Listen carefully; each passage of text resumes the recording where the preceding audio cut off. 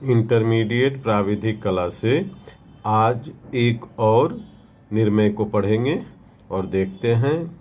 ये भी निर्मेय क्षेत्रफल से है, इसको पढ़ लेते हैं। इसमें दिया हुआ है प्रश्न में, एक निर्दिष्ट त्रिभुज क ख ग में क ख बराबर 3.3 सेमी, आधार ख ग बराबर 7.2 सेमी तथा भुजा क ग बराबर 6.1 सेमी ज्ञात है के क्षेत्रफल के बराबर एक समद्विबाहु त्रिभुज की रचना कीजिए जिसका शीर्ष कोण 70 अंश हो। तो इस प्रश्न को देख लेते हैं और समझ लेते हैं कि इसमें क्या दिया हुआ है। इसमें दिया हुआ है एक निर्दिष्ट त्रिभुज। निर्दिष्ट का मतलब दिया हुआ, यानी एक निर्दिष्ट त्रिभुज, यानी एक त्रिभुज दिया गया है।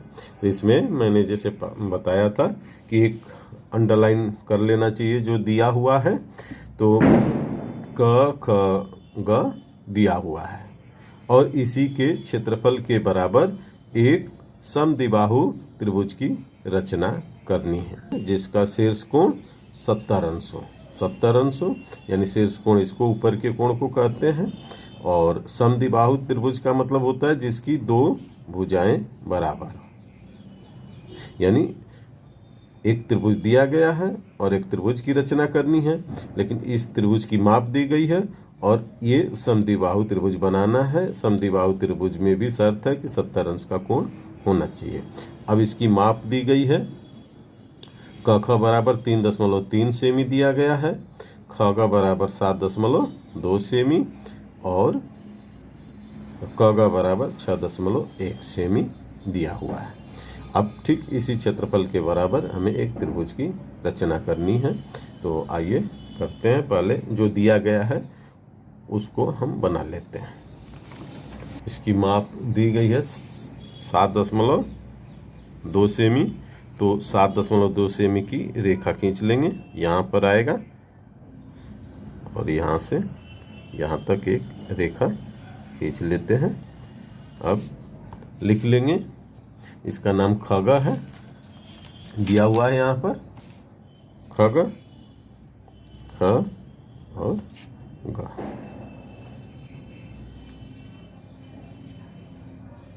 7.2 सेमी। अब इसमें ये 3.3 सेमी है और ये 6.1 सेमी है। 6.1 सेमी का त्रिज्या प्रकार में लेंगे। अभी ऐसे 6.1 सेमी की त्रिज्या ले लिया हमने प्रकार में और ग को केंद्र मानकर एक चाप लगा देंगे। अब 3.3 सेमी का लगभग इतना आएगा, यहाँ काटेगा तो यहाँ यहीं पर निशान लगा देते हैं एक। इसके बाद 3.3 सेमी की त्रिज्या लेंगे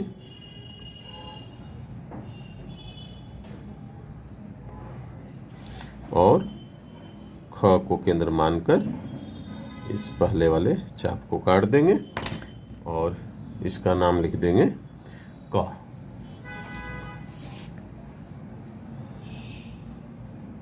इसको लिख देते हैं क। अब क से ख को मिला देंगे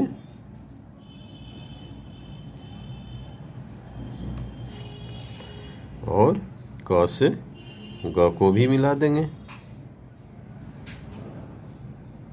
अब इस प्रकार क ख ग एक त्रिभुज तैयार हो गया जो कि दिया था।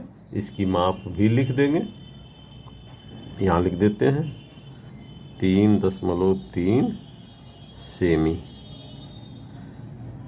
और यहाँ लिख देते हैं 6.1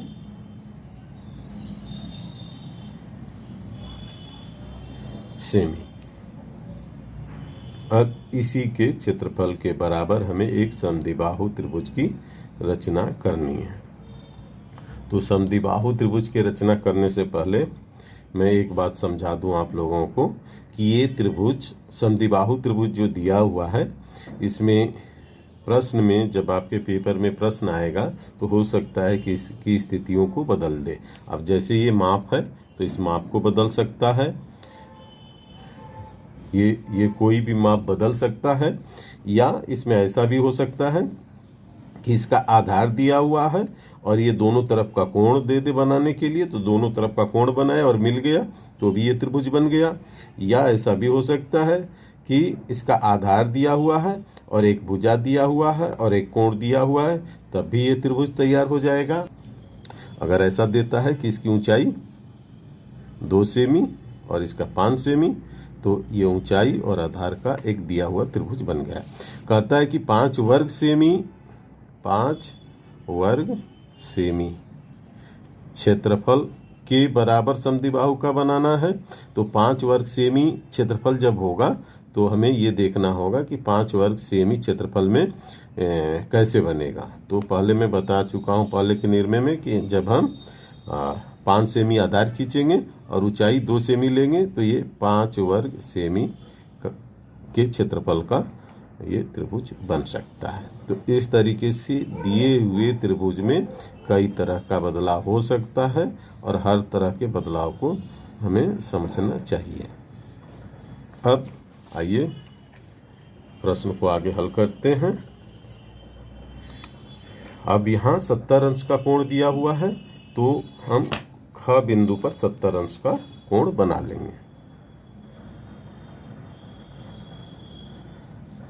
ये 70 अंश है, यहाँ 70 अंश पर निशान लगा लिया और एक रचनात्मक रेखा खींच लेंगे।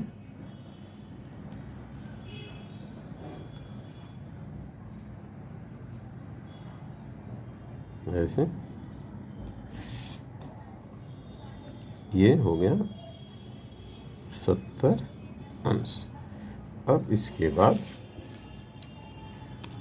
एक पैरेलल रेखा में खींचना है खग के, तो खग पर हम सेट स्क्वायर को रखते हैं ऐसे और इसको यहाँ रखेंगे। इसके बाद एक पैरेलल रेखा खींच देंगे बिंदु क से, हमने पैरेलल रेखा खींच दिया है। अब ये जो 70 अंश की रेखा है, यहाँ पर इस पैरेलल रेखा को क ख ग घ अगला नाम लिख देंगे, घ बिंदु पर काट रहा। अब हमें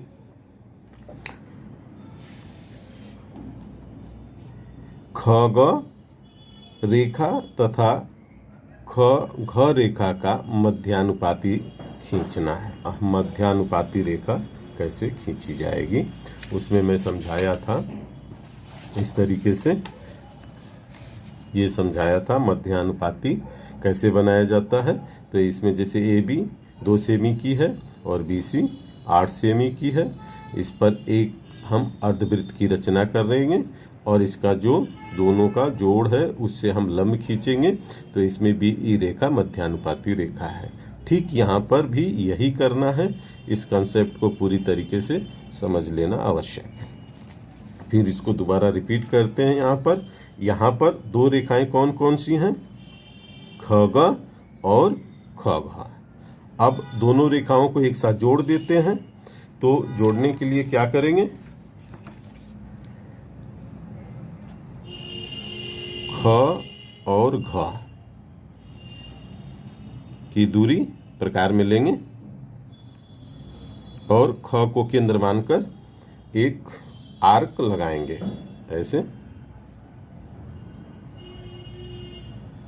ऐसे हमने ये आर्क लगा लिया, यानी यहाँ पर ख घ का जो डिस्टेंस है यहाँ पर निश्चित हो गया। अब ग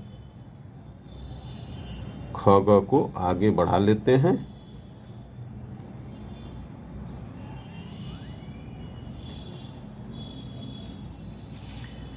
अब दोनों की दूरी यहाँ पर हो गई दोनों जो रेखाएं हैं उनकी दूरी यहाँ पर निश्चित हो गई। यहाँ पर लिख देंगे च। अब च ग का समद्विभाजन करेंगे, जैसा कि हमने बताया था।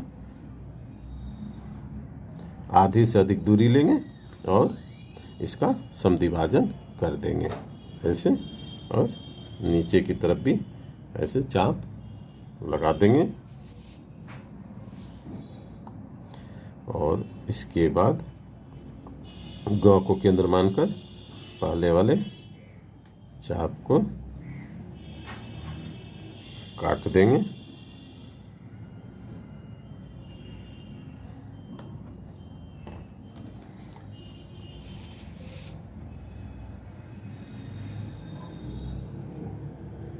और इसे मिला देंगे।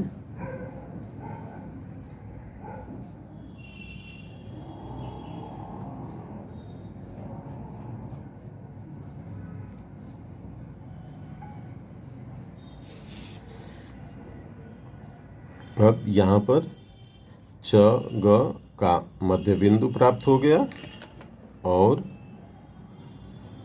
इसके मध्य बिंदु पर प्रकार रखेंगे और च की दूरी लेंगे। अब यहाँ से एक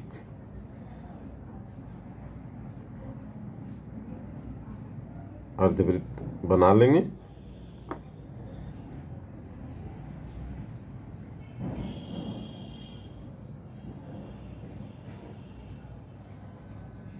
ऐसे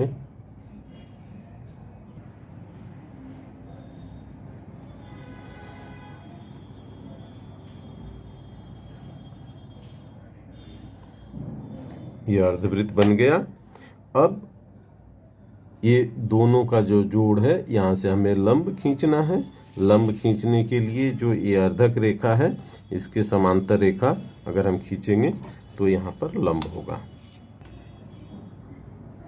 और अगर हम यहाँ खींचते हैं तो यहाँ एक रचनात्मक रेखा खींच लेंगे। जब वीडियो में बताया था तो यहाँ अभिष्ट रेखा खींचा था, क्योंकि हमें मध्यानुपाती ही दिखाना था, लेकिन यहाँ हमें समद्विबाहु त्रिभुज को दिखाना है। तो इसलिए जब तक समद्विबाहु त्रिभुज नहीं बनेगा तब तक हम जो भी कार्य होगा बिंदुदार रेखाओं में ही करेंगे। अब इसका नाम लिख लेंगे छ। छ बिंदु इसके परिधि पर काट रहा है।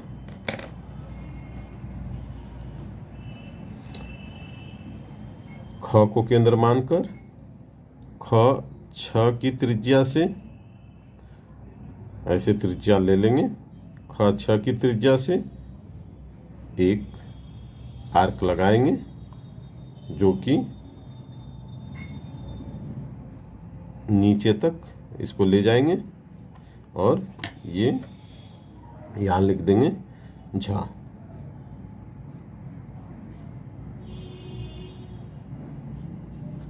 ख ग रेखा को झ बिंदु पर काट रहा है। अब और यहाँ लिख देंगे जा।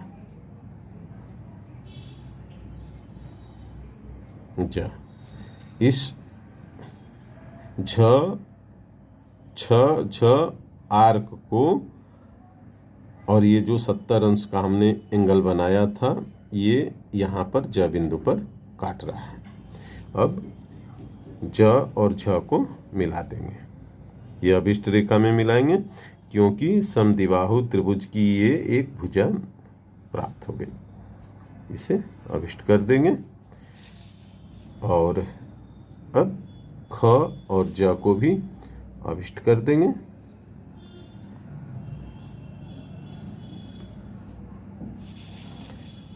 और ख और झ को भी अभिष्ट कर देंगे।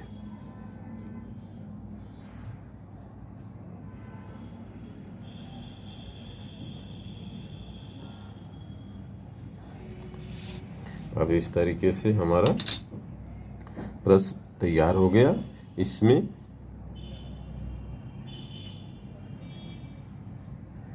यहाँ लिख देंगे नीचे। अब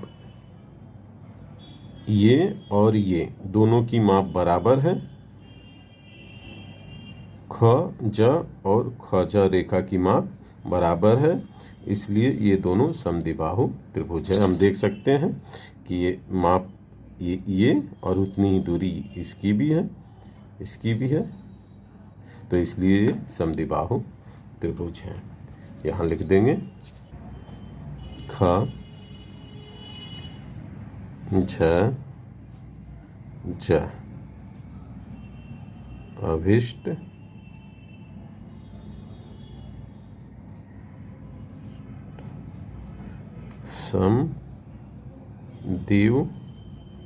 समद्विबाहु